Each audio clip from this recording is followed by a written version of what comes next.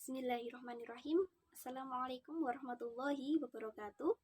Perkenalkan, nama saya Siti Habbah Wahyu. Saya dari kelompok 11 yang beranggotakan Silvania Damayanti dan saya sendiri. Pada video kali ini, saya akan mempresentasikan poin pertama dan sebagian dari poin yang kedua. Nah, pada poin yang pertama, saya akan membahas terkait pengertian permainan bahasa. Nah, kata permainan ini berasal dari kata dasar main, yang artinya pola perbuatan untuk menyenangkan hati atau menggembirakan hati. Nah, sedangkan kata permainan itu sendiri berarti suatu aktivitas atau kegiatan yang dilakukan seorang atau lebih pemain dengan aturan tertentu sehingga hasil akhirnya nanti ada yang menang dan ada yang kalah dengan tujuan yang bermacam-macam. Nah, maksud dari tujuan yang bermacam-macam ini adalah misalnya ada permainan yang dengan tujuan kebugaran atau kesehatan secara jasmani. Nah, permainan ini biasanya dikategorikan dengan permainan olahraga. Nah, ada juga yang permainan dengan tujuan untuk menambah kecerdasan intelektual. Nah, biasanya permainan ini kita sebut dengan permainan asah otak atau permainan teka-teki. Menurut Suparno, pengertian permainan adalah suatu aktivitas atau kegiatan untuk memperoleh suatu keterampilan tertentu dengan cara yang menggembirakan. Nah, keterampilan ini juga bermacam-macam. Misalnya saja keterampilan dalam olahraga, kemudian keterampilan dalam memecahkan teka-teki, dan sebagainya. Menurut beliau juga, pengertian dari permainan bahasa adalah suatu permainan dengan tujuan untuk memperoleh kesenangan dan juga untuk melatih keterampilan berbahasa yang mencakup keterampilan menyimak, kemudian keterampilan berbicara, keterampilan membaca, dan keterampilan menulis. Jadi, kesimpulannya, pengertian permainan bahasa adalah suatu permainan dengan aturan tertentu dan memiliki tujuan untuk memperoleh kesenangan dan juga melatih keterampilan berbahasa dari seseorang atau sekelompok orang. Nah, dalam permainan bahasa terdapat dua prinsip yang harus diperhatikan. Prinsip yang pertama adalah permainan bahasa bukanlah tujuan dari pembelajaran, melainkan permainan bahasa sebagai sarana atau media yang membantu terwujudnya tujuan dari pembelajaran. Prinsip yang kedua, permainan tidak hanya sesuai untuk diterapkan kepada anak-anak, tapi juga sesuai atau dapat diterapkan kepada orang dewasa juga, yang mana tetap memperhatikan tingkat kemampuan dari peserta didik. Sekarang kita akan membahas kepada poin yang kedua, yaitu macam-macam permainan bahasa. Pada makalah kami, permainan bahasa diklasifikasikan berdasarkan tujuan dari permainan tersebut sebagai penunjang suatu keterampilan bahasa. Maksudnya adalah, apakah permainan tersebut bertujuan sebagai penunjang dari keterampilan menyimak, ataukah keterampilan berbicara, ataukah keterampilan menulis, ataukah keterampilan membaca, seperti itu. Langsung saja kita bahas. Yang pertama adalah permainan bahasa untuk keterampilan menyimak. Beberapa contoh permainan bahasa yang tujuannya untuk menunjang keterampilan menyimak diantaranya yaitu yang pertama, bisik berantai atau al-asrar al-mutasalsil. Yang kedua, perintah bersyarat atau al-amru bisyartin atau bisa disebut qala Zaimun. Yang ketiga, siapa yang berbicara atau man al-mutahaddits. Yang pertama adalah permainan bisik berantai atau al-asrar al-mutasalsil. Nah, pada permainan ini langkah-langkahnya yaitu guru membagi siswa dalam kelas menjadi dua kelompok. dan masing-masing kelompok terdiri dari 6 hingga 7 orang. Nah, kemudian guru membisikkan suatu kosakata atau suatu kalimat kepada siswa yang terletak di paling depan di masing-masing kelompok. Kemudian siswa yang berada di depan kelompok tadi membisikkan kosakata atau kalimat yang telah dibisikkan tadi kepada teman yang ada di belakangnya, dan begitu seterusnya hingga siswa yang berada di tempat yang paling akhir. Nah, kelompok yang paling cepat dan benar adalah kelompok yang menang. Permainan ini bertujuan agar siswa dapat menangkap informasi dengan cepat, tepat, dan akurat. Misalnya, untuk informasi, untuk melatih bunyi pendengaran antara alif dan ain dapat dengan kata alimun dan alimun. Untuk informasinya sendiri itu disesuaikan dengan tingkat kemampuan dari peserta didik itu sendiri. Lanjut kepada permainan selanjutnya, yaitu permainan perintah bersyarat atau al-amru bisyartin yang juga disebut dengan qola saimun. Langkah-langkah pada permainan ini adalah yang pertama, guru memberikan perintah atau pertanyaan kepada salah seorang siswa yang ditunjuk untuk maju ke depan kelas. Nah, yang kedua, perintah atau pertanyaan tersebut baru boleh dilaksanakan atau dijawab setelah guru mengucapkan kata qola saimun atau password yang sudah disepakati bersama. Nah, ketentuannya, jika ada seorang siswa nanti yang melaksanakan perintah atau menjawab pertanyaan sebelum kata qola saimun atau password tadi, maka dinilai tidak sah. Permainan ini bertujuan untuk meningkatkan konsentrasi siswa dalam menyimak informasi. Misalnya, guru memberi pertanyaan seperti ini. Aina yasta'iru tilmidhu al-kitaba? Qola saimun? Nah, setelah kata qola saimun ini, siswa baru boleh menjawab fil maktabah. Seperti itu. Nah, lanjut ke permainan yang ketiga, yaitu permainan siapa yang berbicara atau man al-mutahaddits.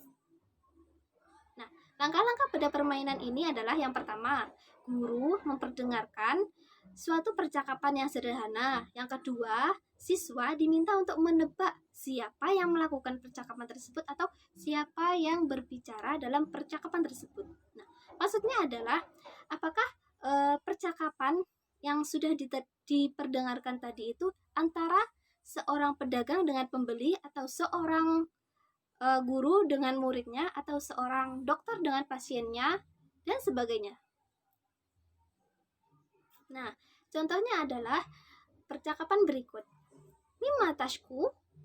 Sya'artu alaman fi ra'si. Mata sya'arta bihadal alam? Sya'artuhu mundul amsi. Nah, seperti itu. Nah, apakah teman-teman tahu siapakah yang melakukan percakapan di atas? Ya, betul. Percakapan di atas terjadi antara seorang dokter dengan seorang pasiennya. Nah, sekarang kita akan masuk ke pembahasan yang selanjutnya, yaitu permainan apa saja yang menunjang keterampilan berbicara atau maharatul kalam. Nah, beberapa permainan yang menunjang keterampilan ini contohnya adalah yang pertama, mendeskripsikan gambar atau shif as-surah. Yang kedua adalah apa kamu tahu sebabnya atau hal ta'rifus sabab. Yang ketiga adalah 10 langkah pertanyaan untuk satu jawaban atau yang disebut dengan al-ashru su'alan. Permainan yang pertama adalah mendeskripsikan gambar atau shif as-surah. Nah, langkah-langkah pada permainan ini yang pertama adalah guru menyiapkan beberapa gambar tokoh terkenal atau tokoh-tokoh terkemuka. Nah, yang kedua adalah guru memperlihatkan gambar-gambar tersebut kepada siswanya. Nah, ketiga, guru meminta siswanya untuk mengomentari atau mendeskripsikan gambar satu persatu hingga gambarnya habis. Nah, permainan ini bertujuan untuk melatih siswa dalam mengungkapkan sesuatu secara lisan setelah melihat suatu gambar. Nah, misalnya saja, sang guru menunjukkan salah satu tokoh terkenal yang ada di Indonesia, yaitu Ki Hajar Dewantoro. Nah, kemudian salah satu atau beberapa siswa mendeskripsikannya sebagai berikut. Huwa yulatu fi Yogyakarta. Huwa rajulun mahirun wa dzakiyun. Huwa masyhurun bil laqabi Abu Tarbiyati fi Indonesia wa yahtafilun nasa yauma miladi min hadzal rajul bi yaumit tarbiyah al wataniyati. Permainan yang selanjutnya adalah permainan apakah kamu tahu sebabnya, atau dalam bahasa Arab hal ta'rifus sabab. Nah, dalam permainan ini terdapat beberapa langkah yang diperlukan. Nah, langkah yang pertama adalah guru memilih salah seorang murid untuk sebut saja murid ini bernama Ahmad. Nah, Ahmad ini diminta oleh sang guru untuk maju ke depan kelas, kemudian menuju pintu dan pergi ke suatu tempat. Namun, sebelum si Ahmad pergi, Ahmad menengok ke arah teman-temannya sambil berkata, "Assalamualaikum." Nah, kemudian teman-temannya menjawab, "Waalaikumsalam. Ilai aina tadhhab ya Ahmad." Kemudian, sang guru menunjukkan kepada Ahmad gambar kantor pos, yaitu tempat yang seolah-olah akan dikunjungi oleh Ahmad. Kemudian, Ahmad berkata, "Sa'adhab ilal maktabil barid. Hal ta'rifus sabab?" Barulah setelah Ahmad berkata demikian, teman-temannya berusaha untuk menebak alasan mengapa Ahmad pergi ke kantor pos. Kemudian setelah itu, guru memberikan kepada Ahmad kertas atau kartu berukuran kecil yang berisi tentang alasan ia atau Ahmad pergi ke kantor pos. Pada permainan ini, Ahmad hanya menjawab la atau naam. Misalnya, ada teman yang menebak seperti ini. "Rita aku dari salah." La. "Lan aku dari salah." Jawab Ahmad seperti itu. Kemudian, ada lagi yang menebak seperti ini. "Ditursila risalah." La. "Lan ursila risalah." Jawab Ahmad. Setelah sekian banyak tebakan teman-temannya itu, ada satu tebakan yang benar. Nah, tebakan itu berbunyi seperti ini. "Litastariyat toba'al baridiyi wal ghilaf." Kemudian Ahmad menjawab, "Na'am." Nah, pada saat ada temannya yang menjawab benar seperti yang jawabannya tercantum pada kartu tadi, Ahmad berkata "Na'am" dan menunjukkan kartu tersebut kepada temannya. Nah, permainan yang selanjutnya adalah permainan 10 langkah pertanyaan untuk satu jawaban, atau dalam bahasa Arab yaitu al-ashru su'alan. Cara bermain pada permainan ini adalah siswa diminta untuk menebak profesi atau pekerjaan yang telah dipilih oleh temannya. Nah, untuk menebak jawabannya, siswa yang lain harus mengajukan 10 pertanyaan yang diawali oleh kata hal dan jawabannya haruslah la atau na'am. Nah, misalkan salah satu temannya tadi sudah menentukan atau memilih suatu pekerjaan. Kemudian, teman-temannya yang lain tadi mengajukan 10 pertanyaan untuk menebak pekerjaan yang dipilih temannya tadi. Nah, pertanyaan-pertanyaan tersebut misalnya, hal ta'malu kulla yaumin, hal tadhhabu fi sa'ati sabi'ah, kemudian hal talbisu libasan rasmiyyi fi amalika, kemudian hal ta'malu fi sihah, hal ta'malu ma'an nas, hal ta'malu dakhilal qa'ati, hal ta'malu fi makanin maksusin, hal fi amalika yahtaju ahliyatan maksusatan, kemudian hal fi amalika yastakhdimu adawatan maksusatan, dan hal tatasallamu ar-ratiba asy-syahriyata. Nah, seperti itulah 10 pertanyaan-pertanyaan yang diajukan oleh temannya. Lalu, siswa tadi yang memilih tadi menjawab masing-masing pertanyaan dengan jawaban la atau na'am. Nah, setelah semua jawaban terjawab, masing-masing atau beberapa siswa sudah mulai menebak atau menurutnya jawabannya adalah seperti ini, seperti ini, seperti ini. Nah, setelah ada satu jawaban yang benar, siswa tadi yang memilih pekerjaan tadi akan mengungkapkan jawaban yang sebenarnya, yaitu seorang dokter.